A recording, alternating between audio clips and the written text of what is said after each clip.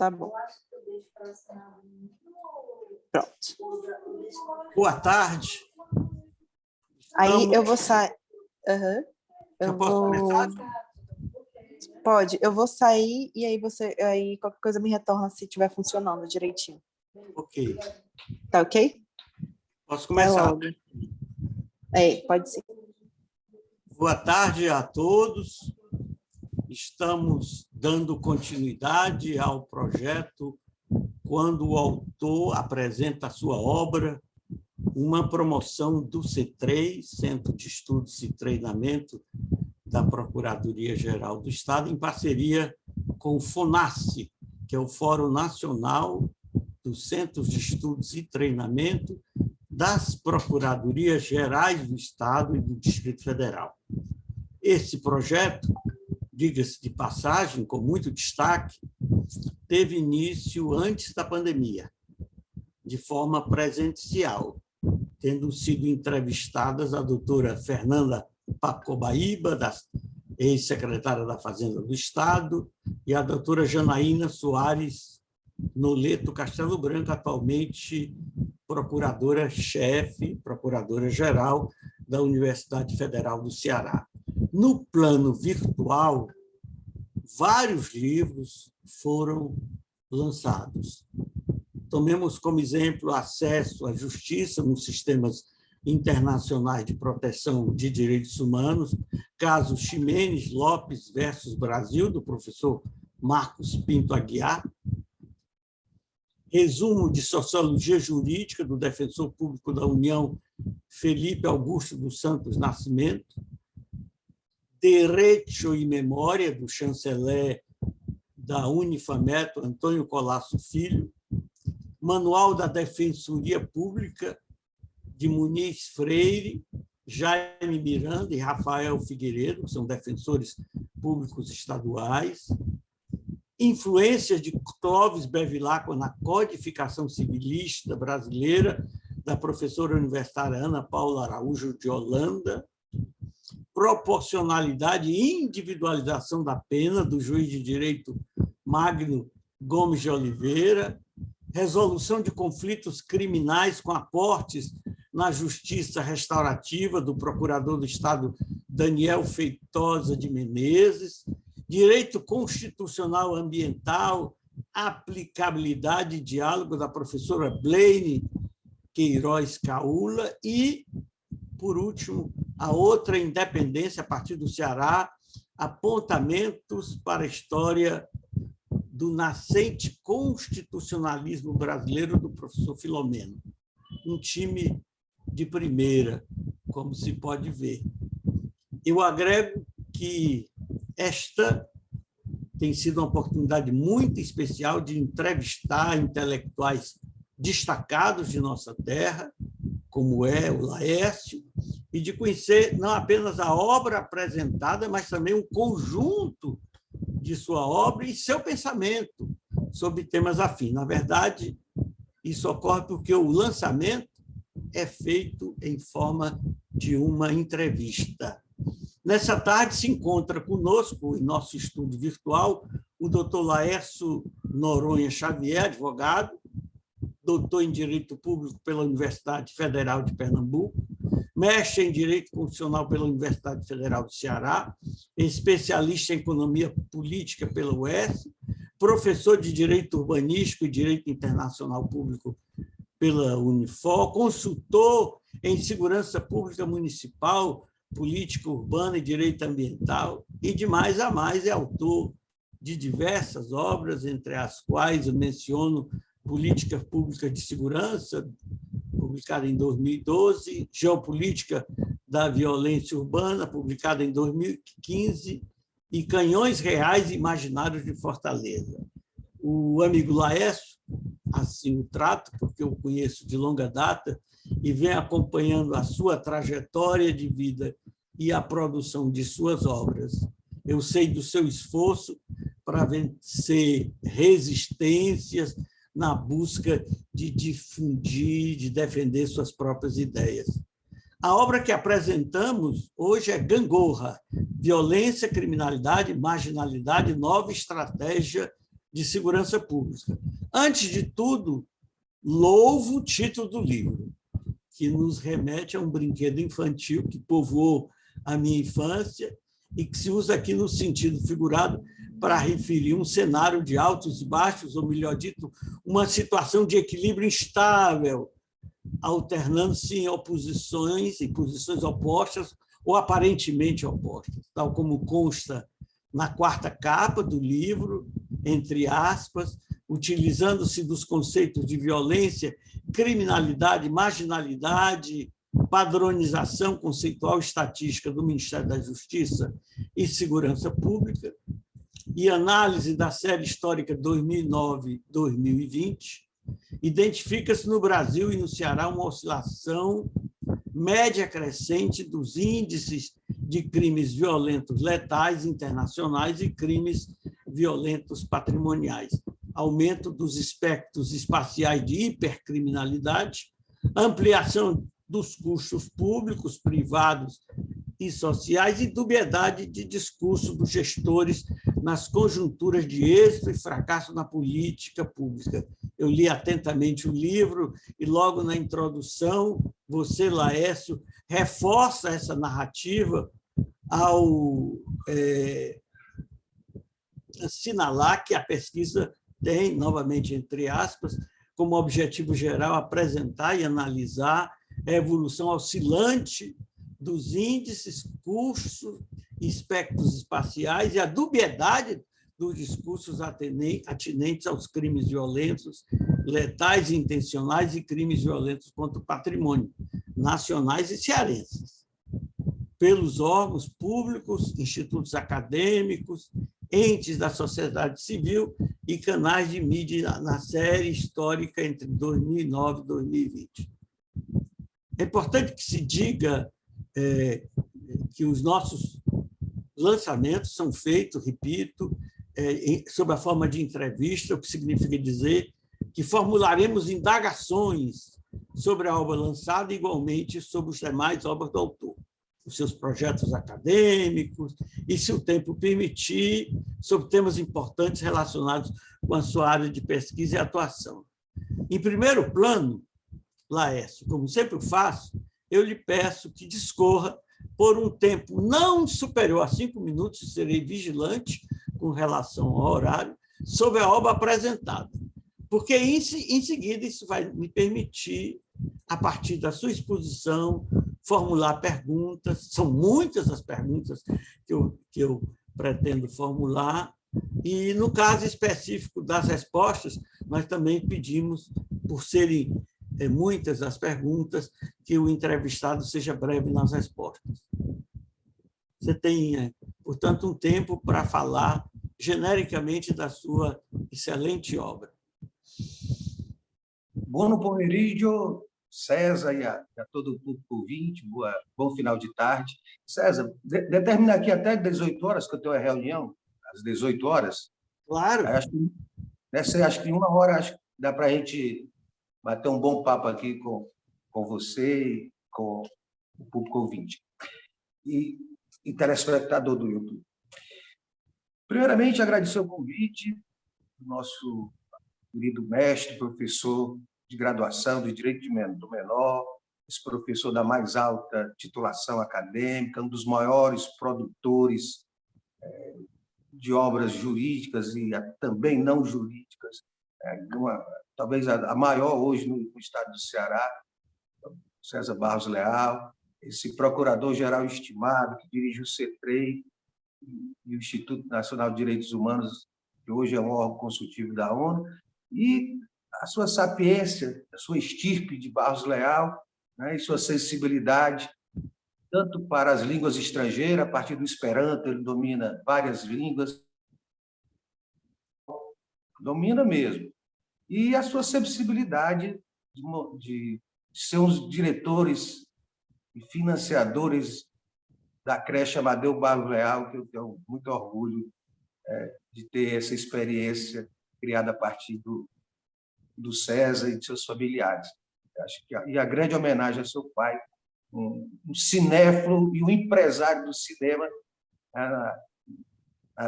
no meados do século passado. César, esse livro ele é fruto de uma tarefa de Estado. Eu atuei no Estado do Ceará entre 2018 e 2022, vou retornar agora, nesse ano ainda, mas atuei lá na Secretaria de Segurança, na Superintendência de Pesquisa Estratégica em Segurança, da ASS-PDS, e na Casa Civil. E essa tarefa de Estado, colocada, era por que os índices de criminalidade em Fortaleza eles oscilam tanto, né? Cresce muito e baixa muito. Não há esse equilíbrio desses índices que impactam a nossa sociedade, que impactam a economia, e que macula a imagem, né, da própria cidade, do Estado, nacional e internacionalmente, mesmo não sendo algo exclusivo da cidade de Fortaleza nem do Estado do Ceará. Pois bem, metodologicamente, a gente escolheu, para fazer a análise desse nosso quarto livro sobre a política setorial de segurança, o que está colocado, o que está definido no Manual de Políticas, de Avaliação de Políticas Públicas da Casa Civil da Presidência da República, ex post. Ou seja,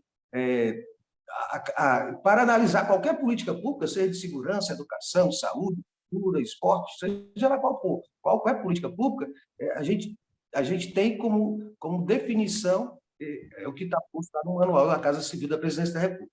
E o que é uma política pública? Uma política pública ela tem uma base orçamentária, ela tem um diagnóstico, ela tem diretrizes estratégicas e matrizes táticas, ela tem parceiros, ela tem metas, ela tem avaliação, ela tem impactos e ela tem resultados. Então, essa é a base metodológica de se analisar a política pública de segurança. E, a partir dessa estrutura metodológica, nós analisamos que o Estado do Ceará, nessa década, nessa série histórica de 2009 a 2020, nós tivemos oscilações, mas oscilações crescentes em relação à primeira década do século. Então, esse fenômeno de crescimento, ele tem tanto aspectos endógenos, que nós vamos analisar daqui a pouco, como aspectos exógenos que explicam, que identificam as causas do aumento da violência, criminalidade e marginalidade, que é um conceito. A gente trata a violência, criminalidade e marginalidade, a VCM, como um conceito sociológico, mas que tem a sua estrutura formalizada no Código Penal brasileiro, né? Ou nos códigos penais de outras nações, mas, em especial, o Código Penal brasileiro. E aí nós vamos entender que o Estado do Ceará ele teve essas oscilações nos CVLIs e CVPs, nos crimes violentos, letais e intencionais, né, que são os homicídios, e no roubo. Mas, fundamentalmente, aqui nos CVLI, nos homicídios. E essas oscilações, elas não são oscilações apenas de índice, são oscilações também de espaços.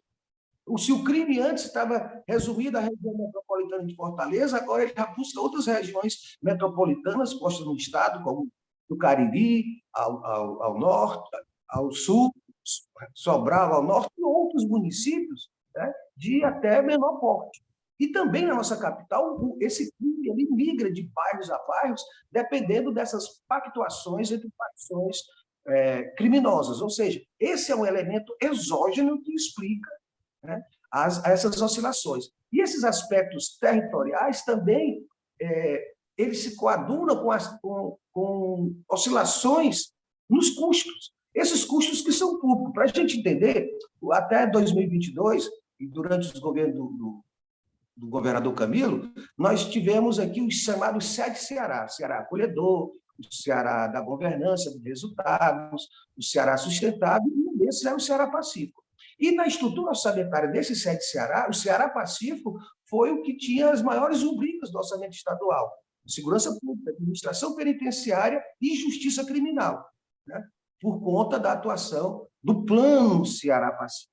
Ok, esses custos, eles também são custos sociais e privados. A sociedade, o empresário, ele paga por isso. Quando esses índices sobem, o que é que acontece? Os custos da empresa em segurança, em tecnologia, em vigilância, eles também se acirram. O seguro do carro também ele vai aumentar de acordo com os indicadores de segurança. Nós vamos colocar um cão, uma grade, pega-ladrão, aumentar o muro. Ou seja, nós também temos custos privados, que não são apenas públicos, quando a gente tem esses indicadores. E aí, o que eu sinalizo como a outra oscilação é a dubiedade de discurso. Quando esses índices, César, estimado público, eles baixam, aí você tem a síndrome do pavão. Dirigentes públicos, o próprio secretário dizendo, olha, nós conseguimos, por conta da melhor gestão, ou da melhor ideia, ou da melhor matriz tática, reduzir esses números. Todavia, quando esses números sobem, a gente tem um complexo do avestruz. As pessoas ficam silentes em relação a esses números que são divulgados normalmente pela mídia. Hoje, eu acredito que os dois últimos secretários, tanto o Sandro como o doutor Elânio, eles têm uma postura bem mais serena, bem menos, como diria, exibicionista em relação à paternidade dessa redução de índice. Então, de forma metodológica, é assim que a gente apresenta o livro, do ponto de vista metodológico e do ponto de vista das nossas avaliações. Daí, César, nós vamos utilizar a teoria econômica do crime, do Gary Becker, e a teoria da mobilização da sociedade ou da comunidade, para explicar que quanto mais o cidadão ou o meliante, ele vê que as chances de ele cometer um crime, o custo é maior do que o benefício, a impunidade, principalmente a impunidade, isso tende a dissuadi-lo de praticar o crime. Por quê? Porque esse é um ato de cálculo. Eu vou ou não cometer aquele crime. Pode ser um crime de corrupção, ou um crime de furto ou de roubo, ou até mesmo de homicídio. O índice de impunidade, ou a sensação de impunidade, ou de não ser visto, vai impactar, nesse cálculo do meliante. Ok, mas uma coisa que a gente identifica fundamentalmente é que em 2019, 2020, o governo do estado do Ceará utilizou a estratégia de segurança dentro do Ceará Pacífico. E nós fomos analisar o que era essa nova estratégia. E, na verdade, a gente percebeu que o Ceará não tem uma lei estratégica da política de segurança pública. Nós não temos. Isso é o quê? É uma mensagem do Executivo, analisada, lógico, pela Procuradoria-Geral do Estado, e que vai à Assembleia, e que a Assembleia vai abrir debates, audiências públicas com a sociedade, com o parlamento, para discutir como será essa lei. Ou seja, a estratégia é aonde e como nós vamos chegar. A estratégia é una. A estratégia ela vai ligar todos os governos. Lógico que os governos podem ter seus planos táticos. E é isso que a gente encontrou no Ceará Pacífico. É um bom plano, bem delineado, apesar de complexo, tem algumas estruturas de retrabalho. Todavia, o Plano Ceará Pacífico é um conjunto de matrizes táticas. O fato é tanto que o governador Elmano, até agora, final de junho, 6 meses de governo, a gente não sabe se ele vai manter o Ceará Pacífico, que era bem dirigido, muito bem dirigido, pela vice e governadora Isolda Sela, ou vai criar outro plano, ou mesmo vai apresentar uma lei de política e estratégia em segurança pública. Então, esse é o principal elemento. Este é o principal elemento. Nós temos uma lei estratégica que a gente coloque isso como norma e que se discuta pluralmente na sociedade alencarina e no parlamento, para que a gente não tenha a segurança pública sequestrada por oportunistas, sequestrada por pessoas que têm posturas simplistas para problemas complexos, por pessoas que utilizam da política de segurança pública, até mesmo as suas falhas, para se promover, para se vender politicamente. Esse é outra questão exógena. Nós nunca tivemos tanta gente postulando cargos no parlamento ou no executivo, advindos desse tema segurança pública, tanto em nível de policiais, ex-militares, como também de jornalistas. Né? Então, esse é outro problema exógeno. Outro problema exógeno, César, é o nível de avanço tecnológico que a gente tem desde o início do século, bem definidamente, que isso está presente nas redes sociais, está presente na internet, na telefonia, e também no mercado financeiro e bancário. Né? Daí uma série de crimes que hoje tem essa natureza digital. E essa escalada de crimes, de homicídio, deixar o Ceará aí como um dos estados com um dos maiores índices e oscilantes, que também é uma natureza numérica brasileira, essa estrutura ela se dá fundamentalmente a partir da metade da década passada.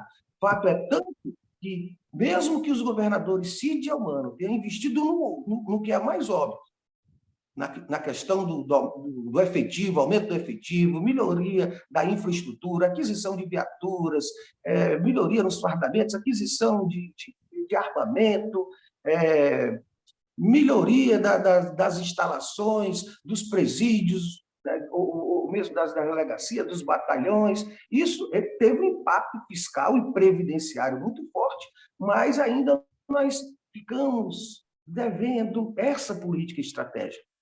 Tanto que, mesmo Camilo gastando mais do que Cid gastando mais que o ex-governador Lúcio Alcântara, nós tivemos um aumento escalonado crescente desses indicadores. Então, as reduções que nós temos tido hoje, nos últimos 2 anos, elas são comparáveis, essas reduções, à média dos homicídios e severias da década passada e anterior, da primeira década do século. De sorte que a gente, além da estratégia, a gente apresenta o quê? A gente apresenta, César, que o SUSP e o PRONAS, que foi reativado agora no governo Lula, e o SUSP, que é o Sistema Único de Segurança Pública, ele deveria, que nasceu para integrar os entes federativos, União, Estados e municípios, ele deveria integrar fundamentalmente as municipalidades. As municipalidades aumentaram seus gastos de segurança pública, mas em guarda municipal, né? E que é um gasto duvidoso, com todo respeito à guarda municipal, porque esse é um profissional em crise existencial, porque às vezes ele é tratado como um vigilante do patrimônio público, mas ele não é, ao mesmo tempo, um policial, do ponto de vista constitucional. E os municípios, eles têm, né? Poderia ser uma atuação até mais alavancada do Ceará Pacífico, ou do próximo plano que o substitua, se for o caso, de integrar esses municípios. Como? Com o município criando o seu gabinete de gestão integrada municipal, o prefeito vai receber todas as forças, os representantes de todas as forças coercitivas que são sediadas na municipalidade, a Polícia Federal, se for o caso, militar, civil, junto com o Ministério Público, junto com o AB, para que ele veja esses mapas de criminalidade no seu município. Vou dar um exemplo aqui, o município de Mauriti ou de Iguatu, o prefeito vai se reunir com essas forças e dizer, olha, os crimes de homicídio estão mais nessa área, os crimes de CVP estão mais nessa área, esse aqui é a topografia, é a geografia, é a geopolítica da criminalidade no nosso bairro.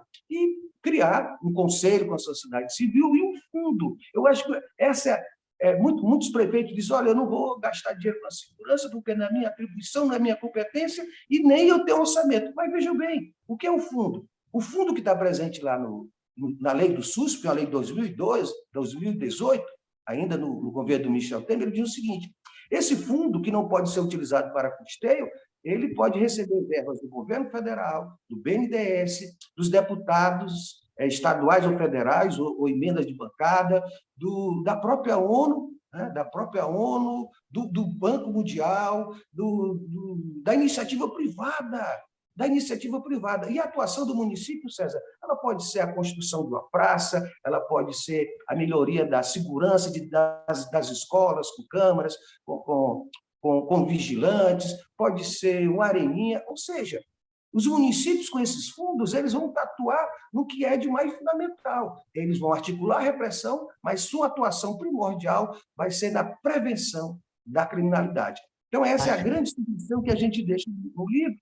E dentro de uma análise, César, que como não há fulanização, não há culpabilidade, a gente tenta enxergar essas estruturas do Plano Ceará Pacífico e algumas falhas que ainda apresenta a política de segurança pública do Ceará, no sentido de contribuir metodologicamente, de forma fundamentada. Aí nós vamos apresentar diferentes planilhas, mapas, mostrando ali de como é que se deu a migração ou o aumento do crime de uma região para outra, os números de cada governador, que a gente analisou fundamentalmente Cid Gomes e Camilo, né? E que é uma obra que a gente espera que tenha essa clareza de propostas assumida pelo governador do Estado e que daqui a pouco, a gente discuta uma estratégia de segurança pública do Ceará que está posta no livro, né? A gente sinaliza o que deve conter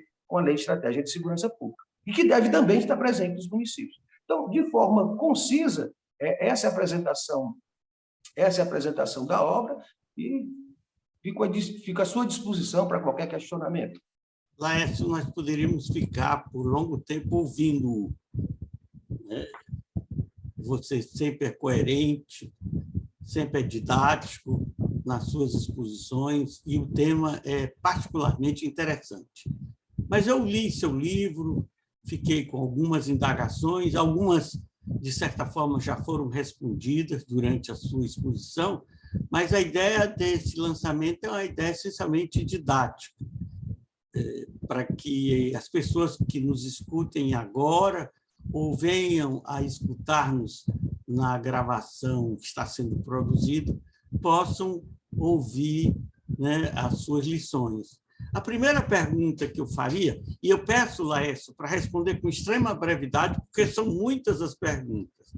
Como se explica que, não obstante o investimento que tem sido feito na área de segurança pública, os índices da violência são tão expressivos, embora se percebam avanços e recuos nesta área que é fundamental e estratégica? César, eu te falei que os governos tentaram fazer o óbvio, desde o Camilo, fazer os investimentos na infraestrutura, em homens, em efetivos. Todavia, por ser uma política extremamente complexa, ter pluralidade de causas, que não são apenas as causas de natureza orçamentária, a gente faltava essa forma metodológica de pensar a segurança pública, de acordo com o Manual da Casa Civil, de avaliação ex post de políticas públicas, e de ter pessoas que contribuam com essa temática. Pode notar, César, a maioria das pessoas que contribuem com essa temática estão fora das forças coercitivas, né? Estão fora até do Estado. São advogados, são jornalistas, são sociólogos, são economistas que tentam contribuir. Então, a produção acadêmica às vezes, mais forte do que a produção dos próprios profissionais da segurança pública. E, fundamentalmente, César, a falta de estratégia. A falta de estratégia. Por quê? Porque, como eu te deixei claro, a gente não sabe o que é que vem aí, se vai ser mantido o plano, se não vai ser mantido o plano. E se houvesse a estratégia, qualquer plano que aparecesse teria que estar linkado a essas bases. Claro. O que justificaria, a seu juízo, essa notória, essa visível discrepância entre as áreas fiscal e educacional, nas quais o Ceará tem se exibido como modelo para o país, e a área de segurança pública? Boa pergunta, César. Olha, o Ceará ele é a mais antiga escola fiscal do Brasil. A mais antiga, desde 1987. Em 1987, quando houve a eleição, pós-ditadura, o Brasil estava quebrado e as 27 unidades da federação quebradas. Então, o Estado do Ceará fez um efeito enorme de gastar menos do que arrecada, de ter essa base de responsabilidade como uma âncora. E isso aconteceu com o Tarcísio Gereissati, mas foi uma atitude que foi somada por todos os outros governadores. Então, o Ceará é um exemplo de base fiscal. O Ceará também é um exemplo de base educacional. A partir do início desse século, os municípios cearenses começaram a dar mostras ao Brasil, começando aí com Sobral, que a educação pode dar resultado se a gente tiver uma política estratégica. Os recursos hídricos também, o Ceará é um dos estados com maior grau de solo cristalino, de semiárido do mundo, um dos maiores do Nordeste do mundo.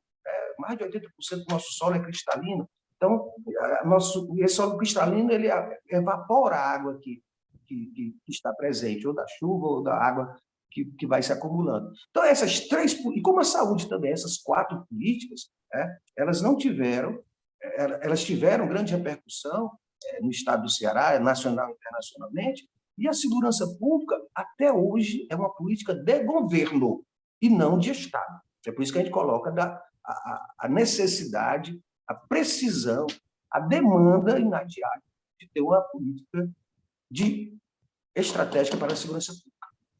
O seu livro, Laércio, se apresenta, então, como uma proposta de reflexão para os operadores da política de segurança pública e todos os demais núcleos envolvidos nessa área.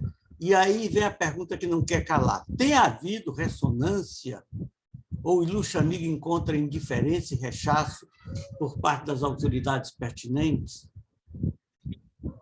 César, de uma certa forma, eu acredito que no campo do direito, profissional do direito, eu esteja entre os 5 do Brasil que mais apresentam artigos e livros na política de segurança pública. Eu ainda tenho mais outro livro a lançar, que é Segurança Pública e Urbanismo.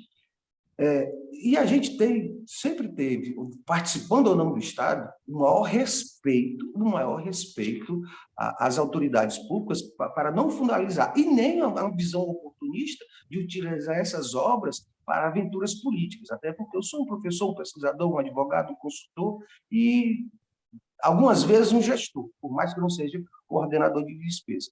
Pois bem, até porque você pode até namorar com a política, mas é só casando, e ela é que lhe chama para casar. Você não pode ficar implicando com ela e pedir para casar, porque o divórcio é iminente.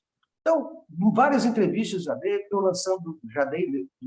sobre o livro, tenho a oportunidade de estar lançando para o FONASSE, para o CETREI aqui do estado do Ceará, essa obra. Vamos lançar na UAB no dia 13 de julho, presencialmente, e aí nós vamos rodar os municípios, vamos participar de lançamentos em outros estados, e de sorte que a gente está tentando dialogar com os governantes que, olha, essa ideia é uma ideia mirabolante. Não, nenhum estado tem, César, uma política estratégica de segurança. A União tem, mas com o governo Bolsonaro, ele não fez essa integração. O presidente que mais falava de polícia, de segurança, de defesa de militares, ele não se importou, só importou do ponto de vista institucional de fazer essa integração entre os estados e os municípios. Muito pelo contrário, ele criou brigas, fatores com os governadores e prefeitos.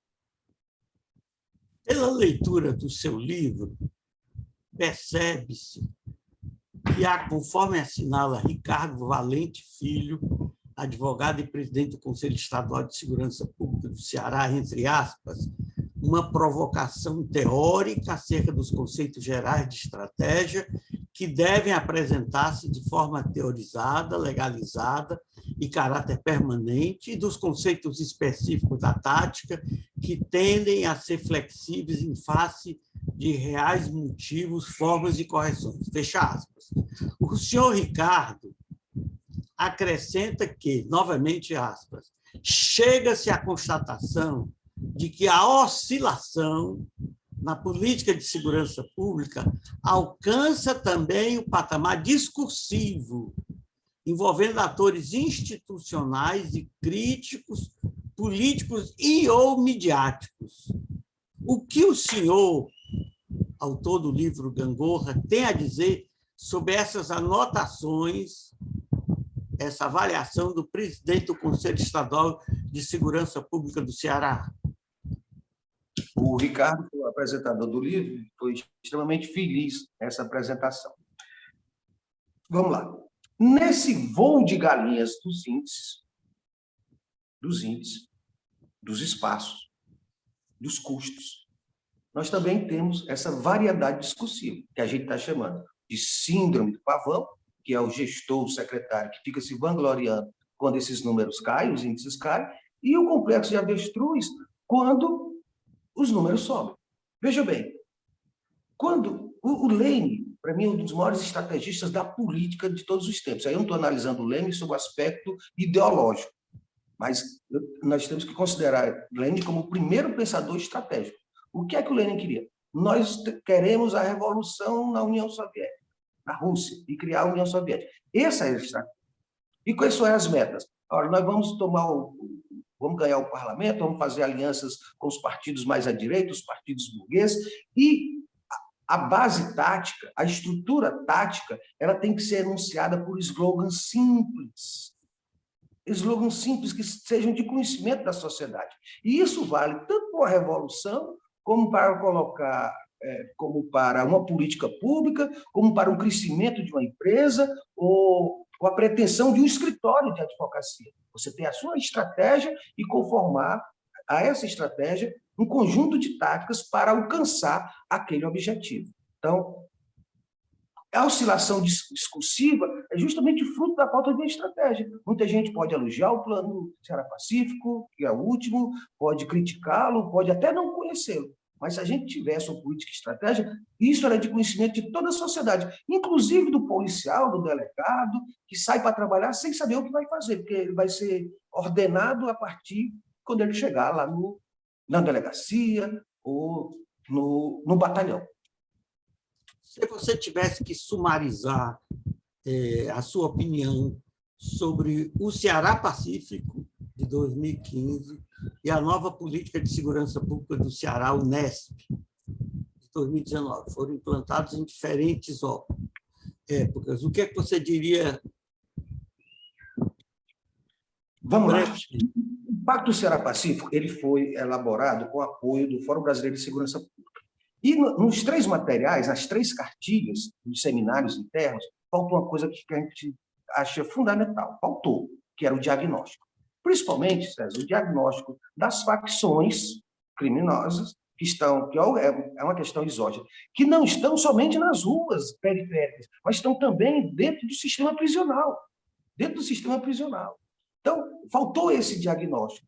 Esse fator exógeno, né? Os fatores endógenos a gente conseguiu avançar, mas nos fatores exógenos a gente fica muito a mercê tanto da tecnologia, como desse fenômeno político de aventureiros, como também das facções. Meus amigos, as facções estão presentes nas grandes cidades, estão presentes em outros países, estão presentes nas terras indígenas, estão presentes nas áreas de fronteira, estão presentes nos portos. É uma organização que o crime está deixando de ser organizado, César, que é outra teoria que eu estou lançando no próximo livro, que se chama Teoria do Empoderamento do Crime.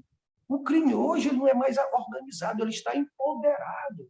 Né? A gente tem notícias aí em vários documentos e livros de que essas forças facciosas, elas estão pagando para advogados, estão para se formarem, para alunos se formarem, ingressarem em concurso, terem seus escritórios e se empoderarem, de ter representantes no legislativo, que é uma coisa que a gente pouco analisa, pouco tem conhecimento, não dá para identificar, mas que é uma realidade no Brasil.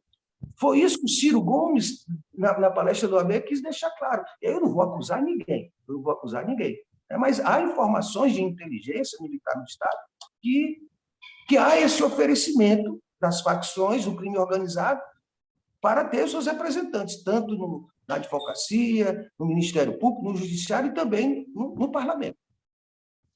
Ante essa violência...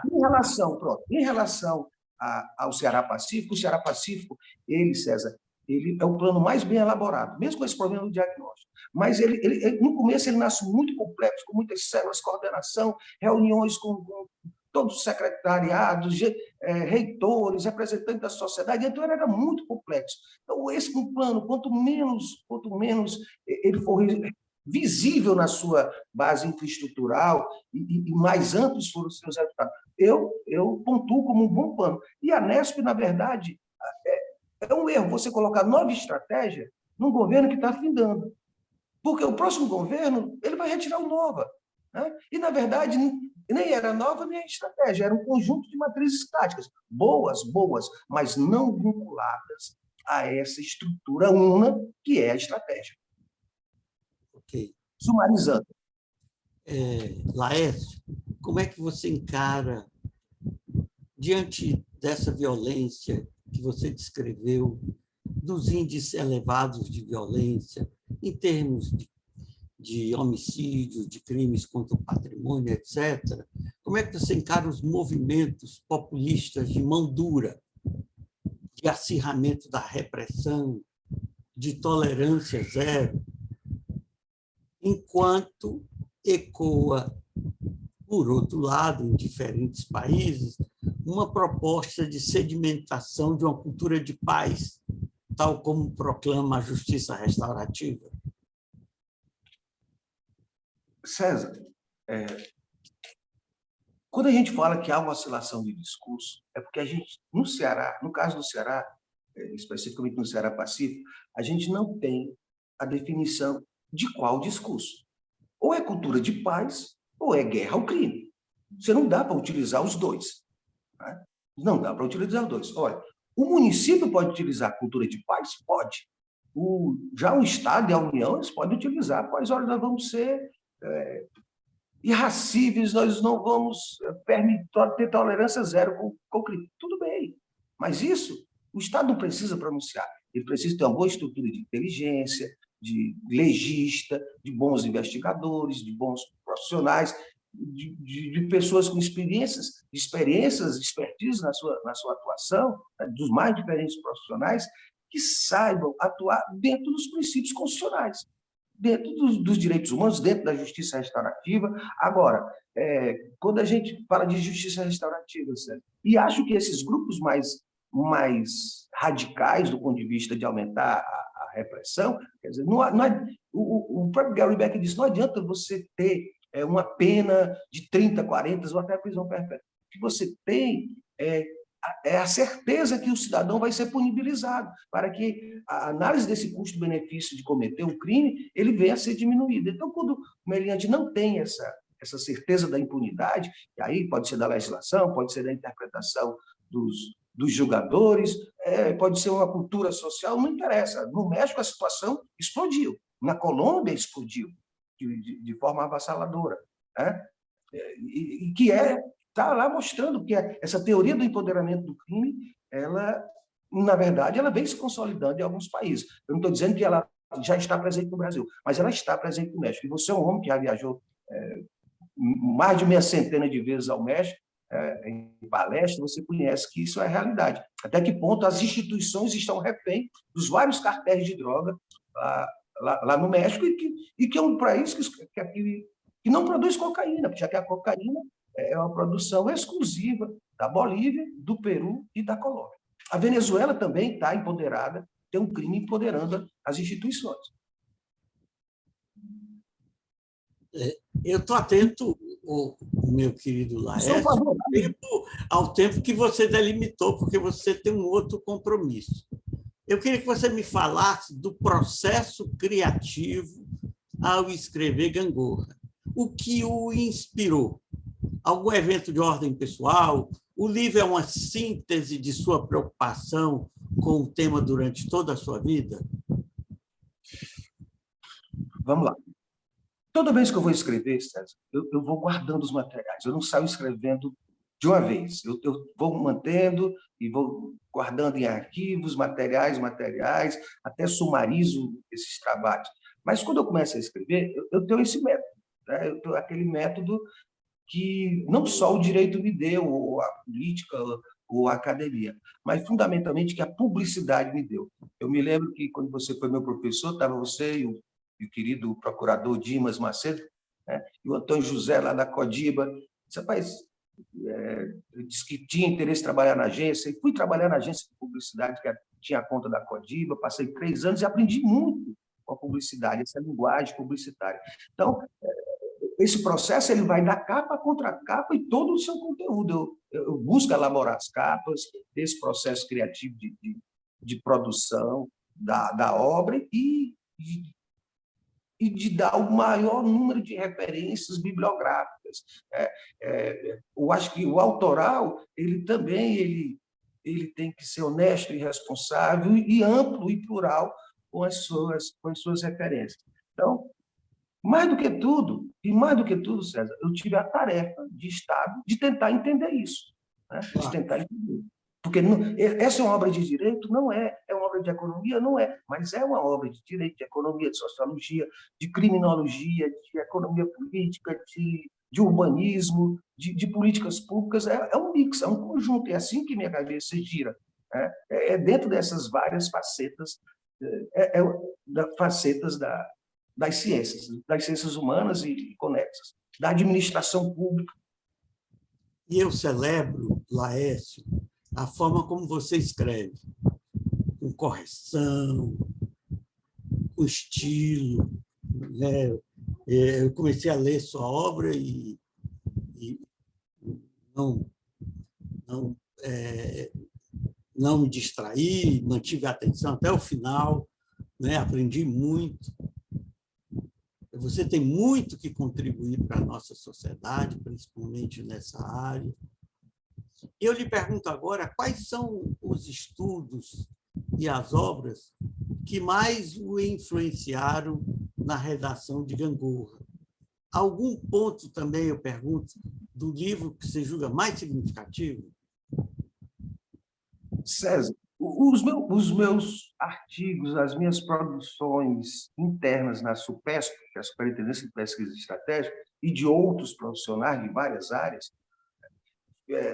fizeram com que a gente tivesse um conglomerado de informações ou de estruturas metodológicas de análise da segurança pública, que, vinculado ao Manual de Avaliação das Políticas Públicas da Casa Civil da Presidência da República, e há vários autores, em especial o Gelry Becker, nessa parte da economia do crime, da dissuasão do criminoso, mas essa possibilidade de contar com tabelas, com mapas que foram feitos pelo economista Marcelo Davi, nos abriu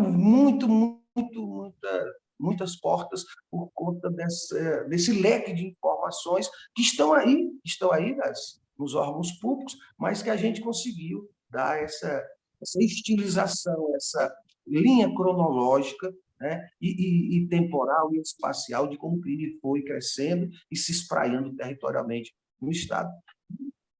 Então, foi uma obra que eu pensei, foi a que eu menos pensei, porque foi uma tarefa. Então, em um ano e meio, eu tinha de concluir essa obra. Como já estou montando e finalizando lá o Segurança Pública e Urbanismo, e também fiz, nesse período, 21, 22, o Geopolítica do Poder Regional, que, Deus queira, mas seja motivo de outra live com vocês, e de lançamento que a gente vai fazer também, um lançamento no AB desse novo livro. Mas Gangorra é isso, vamos focar aqui no Gangorra. É um livro que ele tende a gerar uma reflexão e uma provocação para que os governantes de todos os estados brasileiros, e principalmente aos municípios do Ceará, possam ter sua política estratégica. Eu estou falando do Estado, ok? E que vai repercutir fatalmente na estrutura dirigente dos municípios, principalmente os municípios de maior porte demográfico e econômico. Reforçando uma indagação que eu formulei logo no início, como você espera que os leitores se envolvam com as questões, com as reflexões desenvolvidas em Gangorra? E eu me refiro, de modo particular, às autoridades que lidam com segurança pública, que seriam, a bom juízo, o público-alvo principal. César, da obra. No dia do lançamento da OAB, agora, meados de julho, dia 13, vai estar circulando o convite digital, nós vamos estar com um livro físico. Mas quem quiser ter acesso ao livro digital, que é até mais barato, eu gosto do livro físico, mas tem gente que quer ter o livro digital. Ele está presente lá na Dialética, editora Dialética, você bota Gangorra, lá, esse Laurent Xavier, né, mostrar aqui o livro, Gangorra, aí a Gangorra que o César tinha colocado, ou na Amazon, ou na FNAC, que é francesa, né, ou na Barnes & Noble. Então, digitalmente, está no mundo todo. Fisicamente, esses exemplares. A Dialética era mais uma editora do que uma revendedora. Pode também ser adquirido pela Dialética, o livro físico. E, César, você entendeu que essa discussão é uma discussão que vai para além das forças coercitivas, até porque a produção dos profissionais dessa política pública é mínima em relação a profissionais da educação ou da cultura. Nós temos muito mais dentro dos órgãos institucionais e fora do que na segurança pública, onde as pessoas que estão por fora, à margem das forças coercitivas, elas têm uma estrutura metodológica, uma base psicológica de análise muito, muito, muito mais qualificada. Não estou dizendo que os profissionais da segurança não possam fazer isso. Pode, nós temos vários doutores, temos vários mestres, temos professores, mas a gente vai ter diferentes formas de atuação na segurança pública ou na administração penitenciária, que é uma das suas maiores competências, para tentar contribuir com essas análises. E aí, eu acho que fica claro porque a gangorra. A gangorra é justamente essas oscilações onde a gente está ainda à mercê de fenômenos exógenos, como são as facções, como é o crescimento da tecnologia, na criminalidade, no sistema financeiro, telefônico, na internet, nas redes sociais. É outro fenômeno que vai ampliando. E esses aventureiros da segurança pública, que, na verdade, ecoam o mundo do campo, são exemplos de fracasso na segurança pública e que a gente teve um aumento vertiginoso de deputados, de parlamentares, até de senadores e de gente do executivo, com esse discurso monocrático da segurança e muitas vezes simplista, muitas vezes radical e muitas vezes absolutamente arrogante em termos de resolução. E os resultados estão aí. Eu louvo você, Laércio, mais uma vez, pela escolha do título do livro. É instigante, é muito rico. E eu pediria a você agora, já que estamos encerrando, que dirija uma mensagem aos jovens, principalmente aos estudantes de direito, que possam ter acesso ao lançamento do seu livro, que você dissesse algo a eles, particularmente em relação a essa obra fabulosa que você escreveu e ligou para a nossa sociedade, para as pessoas envolvidas na área de segurança pública, nos municípios, nos estados, na União, em todo o Brasil. Para a academia. César, eu sempre fui a pessoa que buscava pensar fora da caixa.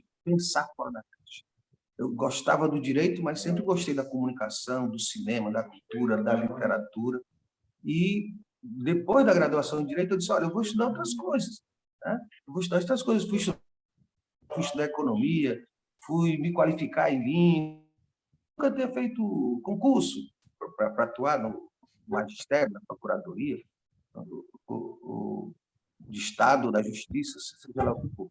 E, a partir daí, mestrado, doutorado, ampliando as pesquisas, escolhi a princípio eleitoral, depois vi que a grande atuação era urbanística.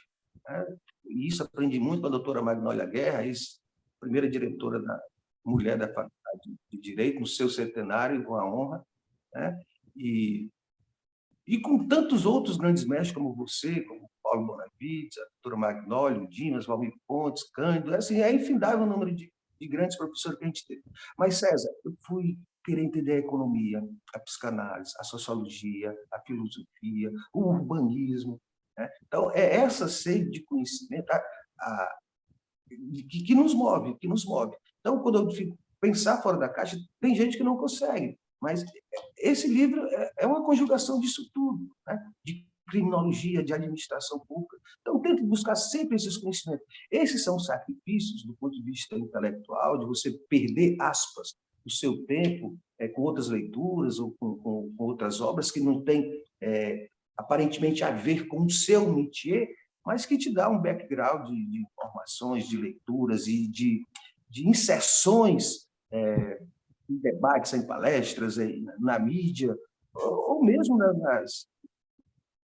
nos converscotes com nossos amigos, aí, em bares, em restaurantes ou em eventos. Por quê? Porque você tem essa pluralidade de conhecimentos. Então, essa obra é uma obra de um jurista, mas que não é necessariamente no direito, mas que é pautada por uma metodologia de análise de política pública e de um conceito que eu deixo aqui, um conceito sociológico que vem do Código Penal, que é violência, criminalidade e marginalidade. E aí você pode pensar que é só uma sopa de letrinhas, mas não é. Nem tudo que é criminoso é violento, nem tudo que é marginal é violento. E nem toda violência pode ser considerada um crime, porque ele pode ser uma marginalidade patrimonial, física ou humana. Laércio, muito claro. Eu agradeço a você pela participação nesse evento, promovido pelo CETREI e pelo FONAST. Convido os que nos assistem a ouvirem novamente, através da gravação, que será disponibilizada a partir de hoje. E reitero que esse programa de entrevista com personalidades como o Laércio, juristas como o Laércio, ele continua a partir do mês de agosto. Um grande abraço e uma boa tarde a todos vocês. Bom Palmeirídio a todos o público do YouTube. Obrigado, César, pela oportunidade. E lembrando, quem quiser acesso ao Gangorra, Editora Dialética, o Amazon, Barnes Nobel, FNAC, Gangorra, Laércio Toronja, você pode ter acesso ao livro virtual ou físico, mas no dia 13 de julho a gente vai estar lançando na UAB o ciclo de palestras de Direito e Sociedade, de forma presencial e com exposição dos exemplares. Muito obrigado, César. Um abraço, eu que lhe agradeço, Laércio.